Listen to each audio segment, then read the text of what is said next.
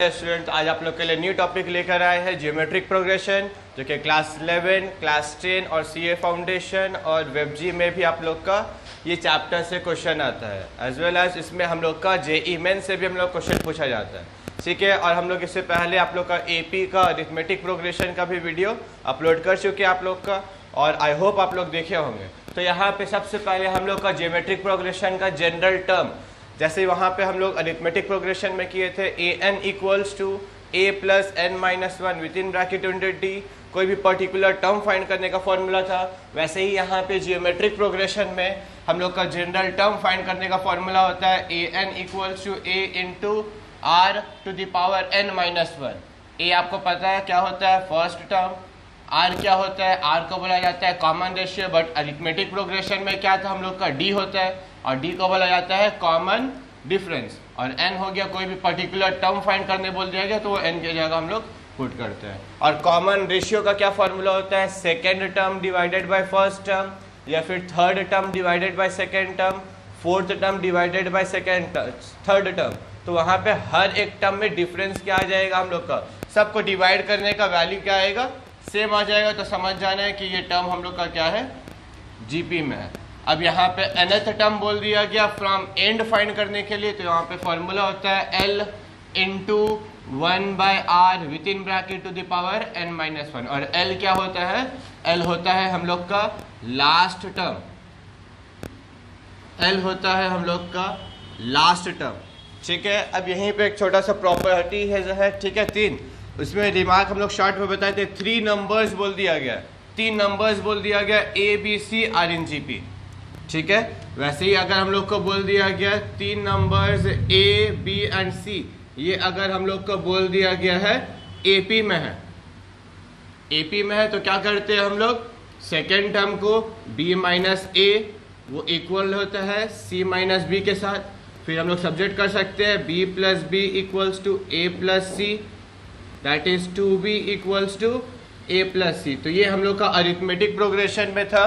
तो sum of first and third term that is equals to twice of second term, ठीक है। वैसे ही GP में 3 नंबर्स बोल दिया गया जीपी में, तो यहाँ पे लिखते हैं हम लोग second term divide by first term that is equals to third term divided by second term.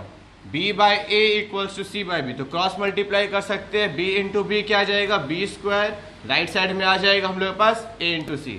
तो AP में रहा twice of second term equals to sum of first and third term, GP में रहा फिर आ जाएगा product of first and third term that is equals to square of second term, ठीक है। अब इसमें बोल दिया गया if the product of the numbers is given, अगर कोई भी 3 नंबर्स का हम लोग का प्रोडक्ट गिवन रहा तो हम लोग वो अपने से अज्यूम करते हैं 3 नंबर्स आर टेकन, तो वैल्यू क्या लेते हैं a by r comma a comma a r. क्यों, क्योंकि जब इसको आप इसके साथ डिवाइड करिएगा सब में कॉमन रेशियो सेम आता है। सपोज सेकेंड टर्म आ गया a, फर्स्ट टर्म आ गया a बाय आर, इसको जब डिवाइड करिएगा तो a divide by a by r, तो यहाँ पे क्या आ जाएगा, a cancel, 1 divide by 1 by r reciprocal होकर r हम लोग का न्यूमरेटर में आ जाएगा। तब सेकेंड टर्म को फर्स्ट टर्म से डिवाइड करिए तो आ जाएगा r, थर्ड टर्म को सेकेंड टर्म से डिवाइड करिएगा तो a कैंसिल क्या आ जाएगा r। तो कॉमन रेशियो दोनों में तो सेम मिल रहा है, तो कभी भी 3 नंबर्स बोल दिया गया जीपी में तो यही टर्म हम लोग अज्यूम करते हैं।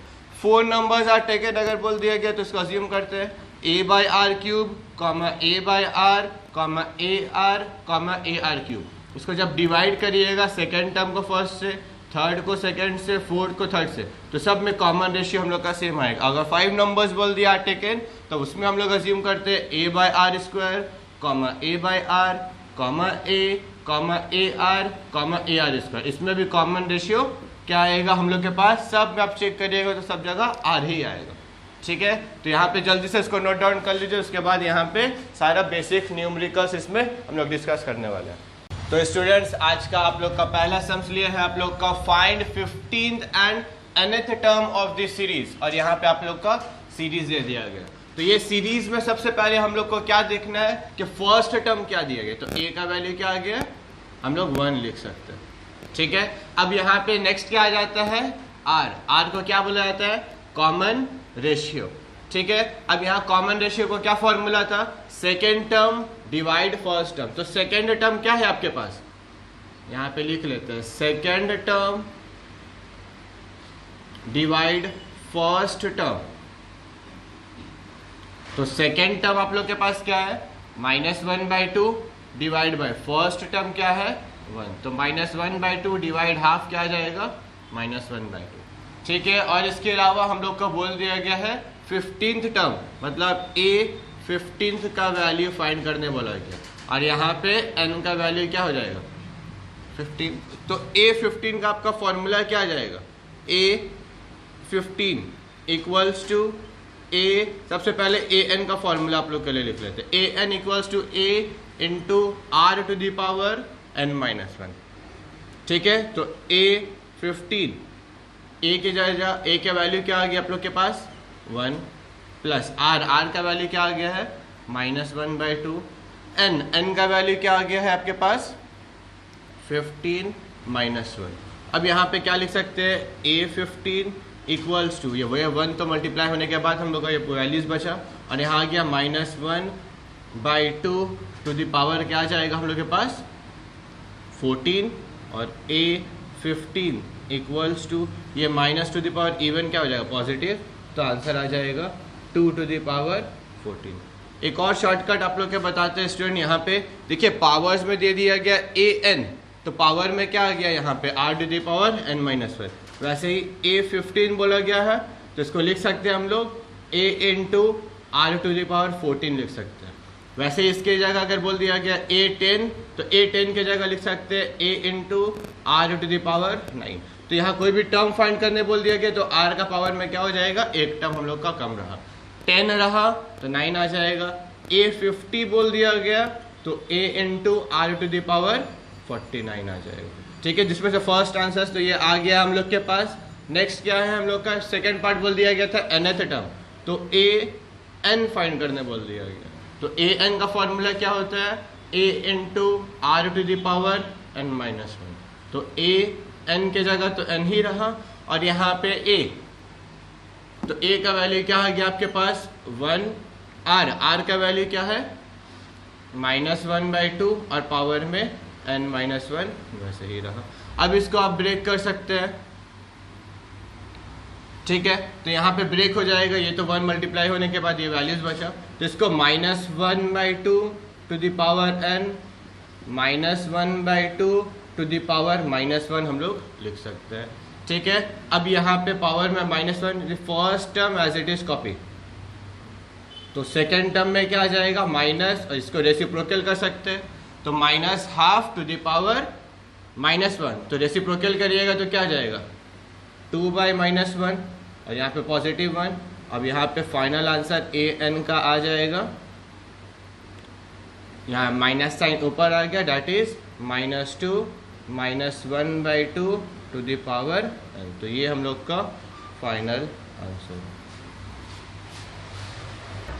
हेलो स्टूडेंट्स, तो यहाँ पे आप लोग के लिए दूसरा क्वेश्चन लिए हैं, which term of the sequence 18 -12 8 ... is 512 divide by 729। तो विच टर्म बोल दिया गया, तो यहाँ फाइंड क्या करने बोला है n का वैल्यू। ठीक है, और यहाँ पे क्या गिवन है a, फर्स्ट टर्म क्या आ गया 18।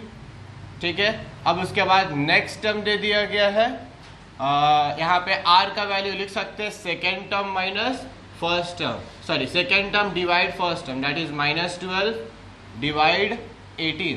तो यहाँ कैंसिलेशन करिएगा तो इसको लिख सकते हैं -2/3। ठीक है, या फिर इसके थर्ड टर्म को सेकंड टर्म से डिवाइड करिएगा तो भी वहाँ पे 4 का मल्टीप्लस में आ रहा, कैंसिलेशन होने के बाद -2/3। और हम लोग का यहाँ पे दे दिया गया है a n का वैल्यू दे दिया गया, a n का वैल्यू है 512 डिवाइड 729। ठीक है, और यहाँ नंबर ऑफ टर्म को हम लोग n अज्यूम कर लेते हैं। ठीक, अब यहाँ पे a n का फॉर्मूला क्या होता है a into r to the power n-1। अब a n का वैल्यू हम लोग का गिवन है, क्या है वैल्यू 512 डिवाइड 729 इक्वल्स टू, यहाँ पे फर्स्ट टर्म आ गया 18 r, दैट इज -12 -2 डिवाइड 3, और टू द पावर क्या आ जाएगा n-1। तो सिर्फ देख लीजिए यहाँ पर n का वैल्यू फाइंड करने बोल दिया गया था, तो राइट साइड में ये टर्म वैसे रहा, 18 को लेफ्ट साइड डिनोमिनेटर में शिफ्ट कर सकते या फिर न्यूमरेटर में कैंसिल कर लेते। 2 9 टाइम्स 2 यहाँ पे क्या आ जाएगा 256 टाइम्स। अब 9 को लेफ्ट साइड में शिफ्ट, तो हम लोग के पास क्या आ जाएगा 256 divide 9 into 729 equals to -2 divide 3 और यहाँ पे आ जाएगा n-1। तो अगर राइट साइड में दे दिया गया फंक्शन क्या है -2/3 टू द पावर n-1, तो हम लोग का लेफ्ट साइड में भी वही वैल्यू होना चाहिए। तो यहाँ पे वैल्यू क्या आ जाएगा, और तो लिख सकते हैं यहाँ पे 2 टू द पावर 8 हम लोग का 56 होता है, 2 टू द पावर 8 को हम लोग लिख सकते हैं 256, ठीक है। तो यहाँ पे लेफ्ट साइड में क्या आ जाएगा 2 टू द पावर 8, और जब न्यूमरेटर में आ गया 2 टू द पावर 8 और राइट साइड में डिनोमिनेटर में 3 था, तो यहाँ पे भी 3 टू द पावर 8 होना चाहिए। और राइट साइड में क्या आ गया हमारे पास -2 divide 3 to the power n-1, ठीक है। तो यहाँ पर हम लोग का लेफ्ट राइट साइड में आ गया -2/3, तो लेफ्ट साइड में भी हम लोग अज्यूम कर सकते हैं -2 divide 3 with in bracket to the power 8 equals to -2 divide 3 to the power n-1, ठीक है। और ये माइनस का पावर में इवन टर्म दे दिया गया, तो यहाँ पे पॉजिटिव हो जाएगा, तो बेसिस सेम हो गया, तो पावर इक्वल कर सकते हैं, that is 8 equals to n-1, n equals to 9। तो नंबर ऑफ टर्म यहाँ पे क्या आएगा हम लोग को 512 डिवाइड 729, तो n का वैल्यू क्या आएगा 9।